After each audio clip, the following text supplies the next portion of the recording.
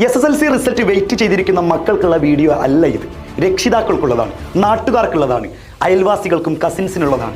എൻ്റെ പ്രിയപ്പെട്ട മക്കളെ, ഈ 15-ാം തീയതി നിങ്ങളെ ആക്രമിക്കാൻ നിൽക്കുന്ന ചുറ്റുപാടുകളാണ്, കൈകൊണ്ടല്ല നാവ് കൊണ്ട്. അവരുടെ മുന്നിലൊക്കെ നിങ്ങൾക്ക് തല ഉയർത്തി നട്ടെല്ല് നിവർത്തിക്കൊണ്ട് തന്നെ നിങ്ങൾക്ക് പറയാം 20% ടഫ് ക്വസ്റ്റ്യൻസ് ആയിരിക്കും, അതുകൂടി എഴുതിയാൽ മാത്രമേ A+ കിട്ടൂ എന്ന് പറഞ്ഞിട്ടും നേരിട്ടവരാണ് നിങ്ങൾ. ക്വസ്റ്റ്യൻ പാറ്റേൺ മാറി, ഒരു പ്രശ്നവുമില്ല, ഞങ്ങൾ അത് നേരിടുമെന്ന് പറഞ്ഞുകൊണ്ട് എക്സാം എഴുതിയത് ആദ്യത്തെ വർഷത്തെ കുട്ടികളാണ് നിങ്ങൾ. ടെക്സ്റ്റ് ബുക്ക് മാറിയത് പ്രശ്നമല്ല, പക്ഷേ ടെക്സ്റ്റ് ബുക്കിലെ ഓരോ ചാപ്റ്ററും കണ്ടന്റ് എന്ന് പറയുന്നത് ഇപ്രാവശ്യം +2-ലൊക്കെ പഠിക്കുന്ന കുട്ടികൾക്കുള്ള വലിയ വലിയ കണ്ടന്റാണ്. ഇതൊക്കെ നേരിട്ട് നിങ്ങൾക്കാണ് പിന്നെ മുഖത്ത് നോക്കിയിട്ട് ഞങ്ങളുടെ ഏറ്റവും ബെസ്റ്റ് റിസൾട്ടാണ്. അതൊരു പക്ഷേ D+ ആവട്ടെ.